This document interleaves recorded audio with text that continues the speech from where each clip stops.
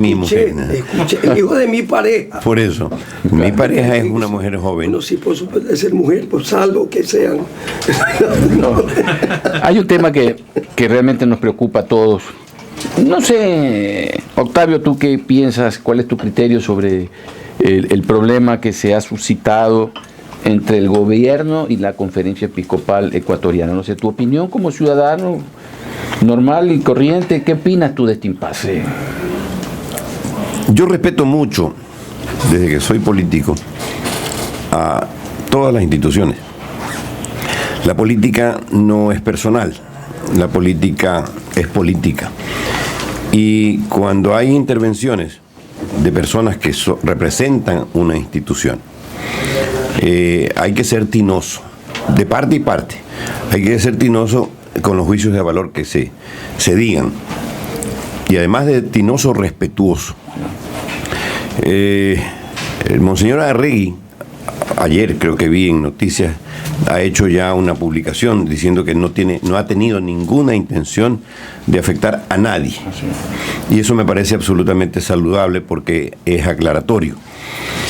Y en lo personal, este impasse que para mi gusto es conducido desde Ecuavisa, porque la Conferencia Episcopal saca un manifiesto.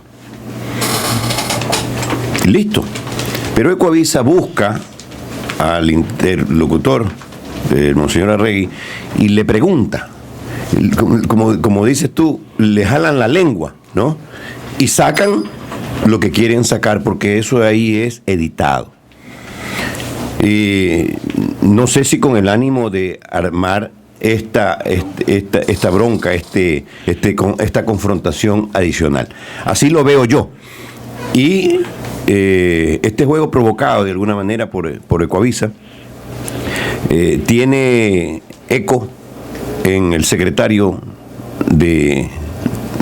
jurídico de la presidencia.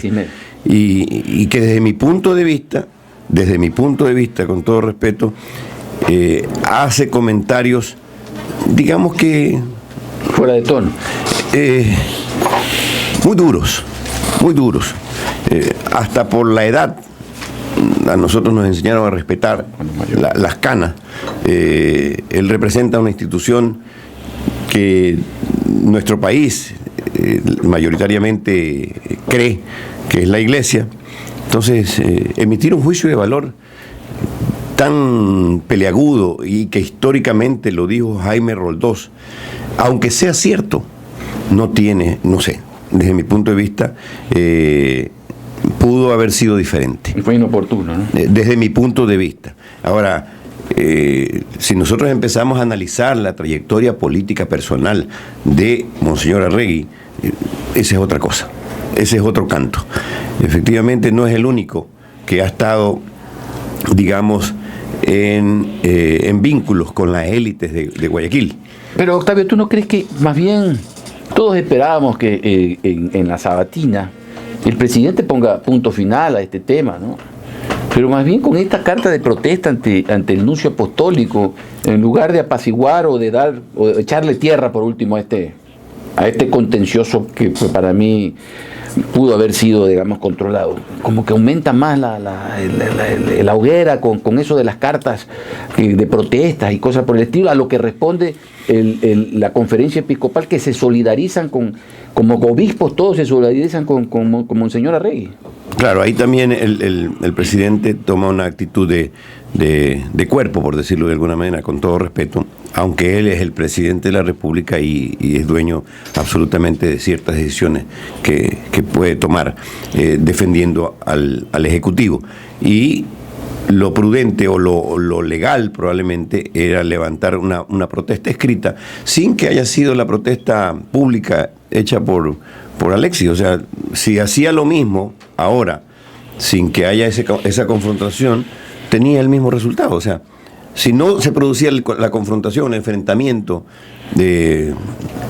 no grato, el presidente podría haber hecho la carta directamente haciendo un llamado a la atención a la participación del prelado.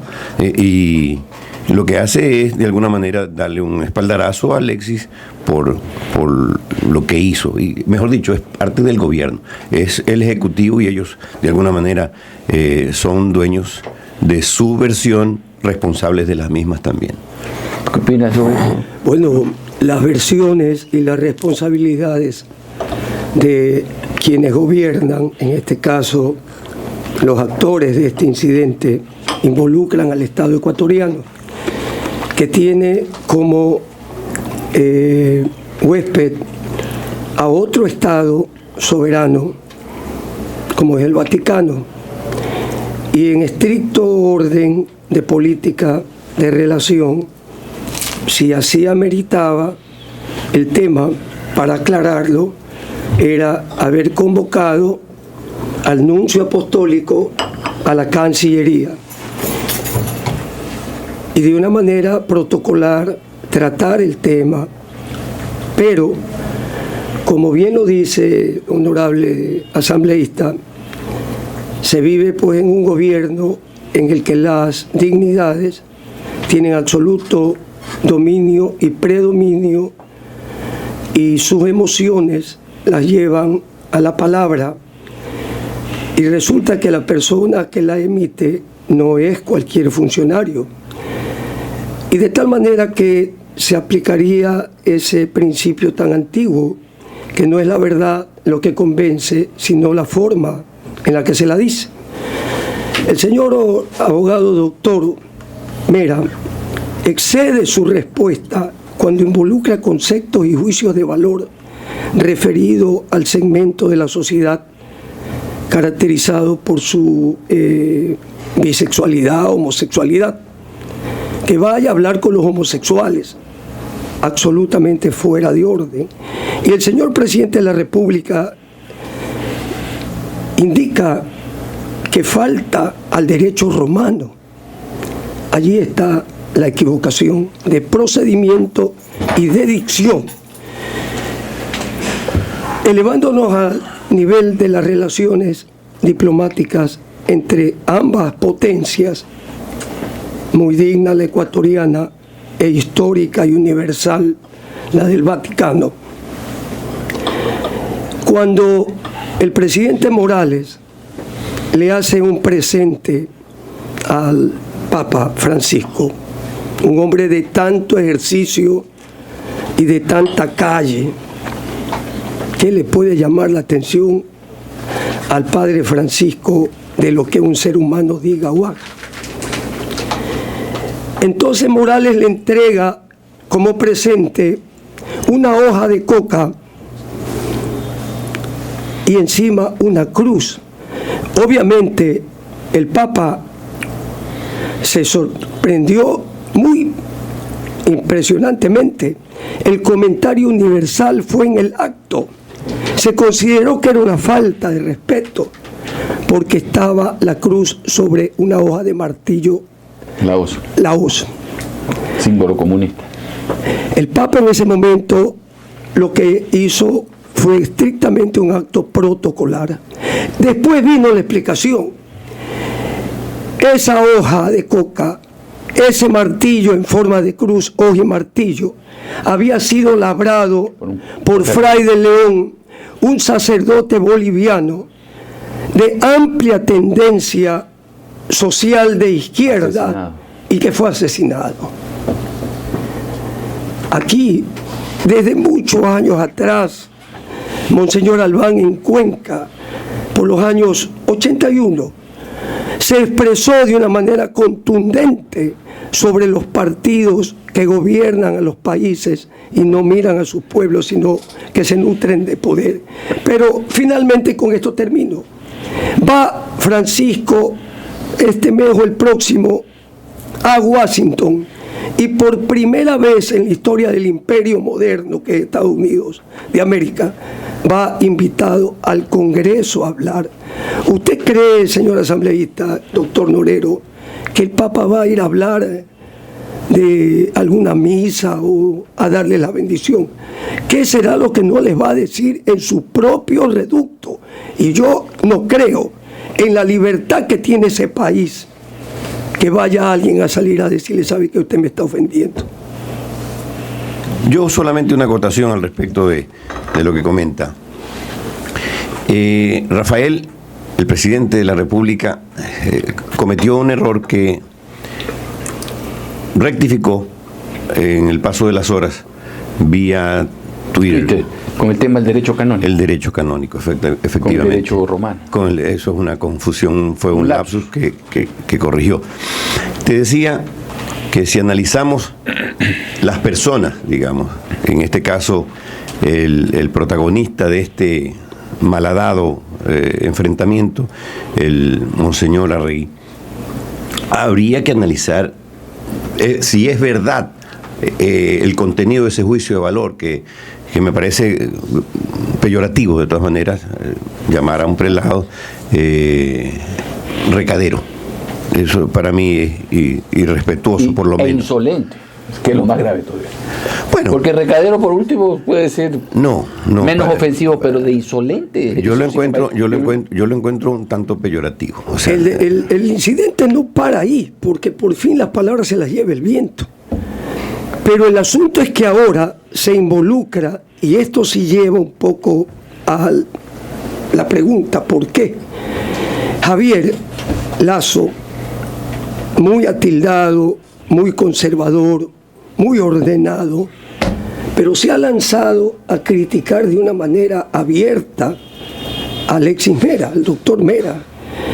Y aquí hay dos cosas. Uno, o lo hizo previa consulta con el presidente de la República, porque el señor economista Correa es el que manda, y eso es lo que él dice, aquí mando yo. Claro, el pueblo lo eligió a él por último, ¿no? Sí, pero el jefe, lo que es el está jefe del servicio exterior. Pero el asunto de fondo, si lo hizo con conocimiento previo del señor presidente de la República, las horas nos dirán la verdad. Si no lo hizo, hay dos cosas. O se va él, o se va como se fue Rolando Panchana, con un buen pretexto, una buena razón, a pesar que al final tuvo razón, porque se cambió el lugar de la sede donde iba a llegar primero la ceremonia del Papa Francisco.